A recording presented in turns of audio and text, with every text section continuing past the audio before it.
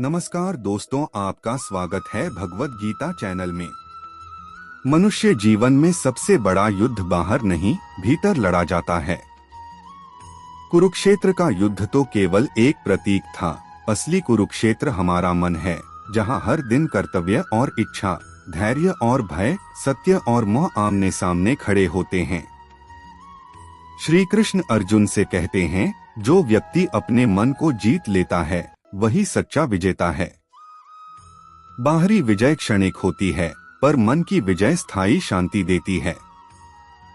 गीता हमें सिखाती है कि कर्म से भागना समाधान नहीं, कर्म ही जीवन की श्वास है।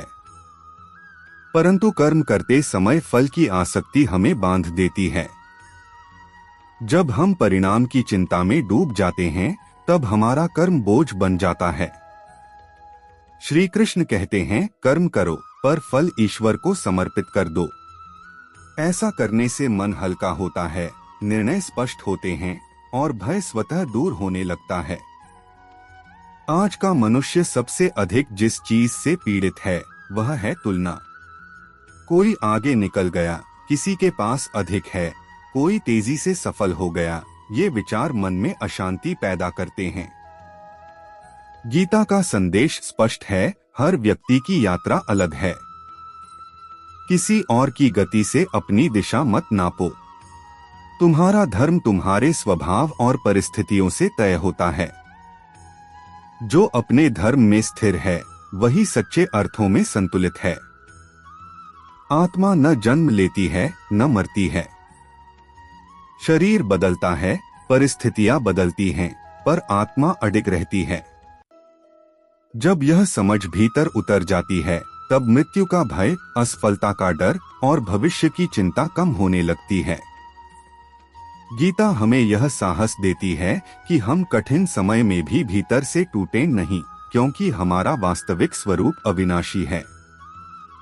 इच्छाएं स्वाभाविक हैं, पर जब वही इच्छाएं हमारे निर्णयों पर अधिकार कर लेती हैं, तब पतन शुरू होता है। गीता संयम का मार्ग दिखाती है, इच्छाओं को दबाने नहीं, उन्हें समझने और नियंत्रित करने का। जो व्यक्ति इंद्रियों का स्वामी बन जाता है वही ज्ञान में स्थिर होता है। संयम का अर्थ त्याग नहीं, संतुलन है। ध्यान और अभ्यास ये दो स्तंभ हैं जिन पर स्थिर बुद्धि टिकी रहती है। प्रतिदिन कुछ समय अपने भीतर उतरना, श्वास को देखना, विचारों को बिना जज किए आने जाने देना, यह अभ्यास मन को शुद्ध करता है। धीरे धीरे क्रोध की तीव्रता घटती है, लोभ की पकड़ ढीली होती है और विवेक प्रबल होने लगता है। गीता यह भी सिखाती है कि सच्ची भक्ति का अर्थ केवल पूजा पाठ नहीं, बल्कि हर कर्म में ईश्वर की स्मृति है। जब तुम ईमानदारी से काम करते हो, किसी का अहित नहीं करते और सत्य के साथ खड़े रहते हो, वही भक्ति है। ऐसा जीवन अपने आप में साधना बन जाता है। कठिन समय में प्रश्न उठता है, मैं ही क्यों? गीता उत्तर देती है, हर परिस्थिति हमें कुछ सिखाने आती है। जो व्यक्ति पीड़ा को शिक्षक मान लेता है वह पीड़ा से ऊपर उठ जाता है। जो व्यक्ति केवल शिकायत करता है वह उसी चक्र में फंसा रहता है। दृष्टि बदलते ही जीवन बदलने लगता है। अंत में श्री कृष्ण का संदेश अत्यंत सरल और गहरा है, डरो मत। तुम्हारा कर्तव्य तुम्हारे सामने है और ईश्वर तुम्हारे साथ है। जब मन डगमगाए तब धर्म का स्मरण करो। जब निर्णय कठिन लगे तब विवेक को आगे रखो। और जब कुछ समझ न आए तब कर्म करते हुए समर्पण कर दो। जब मनुष्य अपने जीवन में बार बार असफलता देखता है, तब सबसे पहले उसका आत्मविश्वास टूटता है। गीता यही एक सूक्ष्म रहस्य खोलती है, असफलता कर्म का अंत नहीं, बल्कि चेतना का विस्तार है।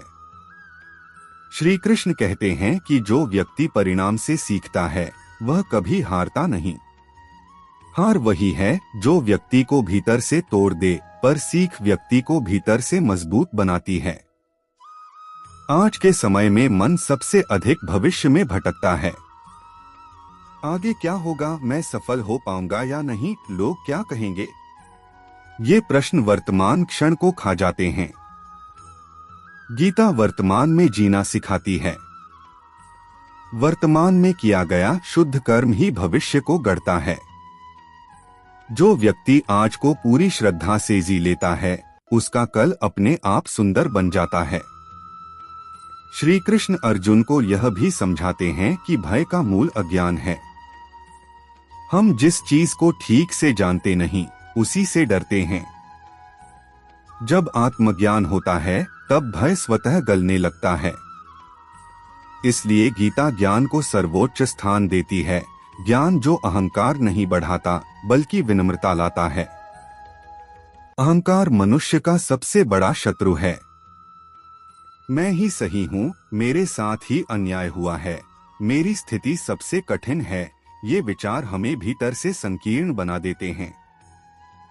गीता कहती है, अहंकार को छोड़ो, कर्ता भाव को त्यागो। जब तुम यह मान लेते हो कि तुम केवल माध्यम हो, तब जीवन का बोझ हल्का हो जाता है। एक और गहरा सत्य यह है कि शांति बाहर नहीं मिलती। धन, पद, प्रशंसा, ये सब क्षणिक सुख दे सकते हैं, पर शांति नहीं। शांति आती है संतोष से। गीता का संतोष निष्क्रियता नहीं सिखाता, बल्कि यह सिखाता है कि जो है उसे स्वीकार कर आगे बढ़ो। असंतोष व्यक्ति को बेचैन करता है, संतोष व्यक्ति को स्थिर करता है।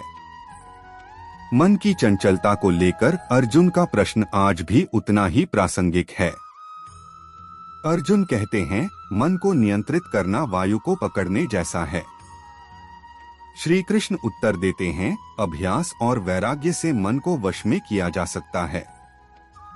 अर्थात निरंतर प्रयास और अनावश्यक आसक्तियों से दूरी।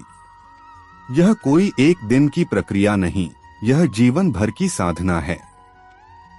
गीता हमें यह भी सिखाती है कि दूसरों की निंदा करने से पहले अपने भीतर झांकना चाहिए। जो व्यक्ति स्वयं पर कार्य करता है, उसे दूसरों को सुधारने की आवश्यकता नहीं रहती। आत्मसुधार ही सच्चा सुधार है। जब जीवन में अकेलापन महसूस हो, तब गीता याद दिलाती है, तुम कभी अकेले नहीं हो। जो चेतना तुम्हारे भीतर है, वही संपूर्ण सृष्टि में है। यह अनुभव आते ही व्यक्ति का अकेलापन समाप्त होने लगता है। तब व्यक्ति भीड़ में भी शांत रहता है और अकेले में भी पूर्ण। अंततः गीता जीवन को एक उत्तरदायित्व के रूप में देखना सिखाती है, बोझ के रूप में नहीं। हर श्वास, हर अवसर, हर संघर्ष एक साधना है। जो इसे समझ लेता है, वही जीवन के उतार चढ़ाव में भी स्थिर रहता है।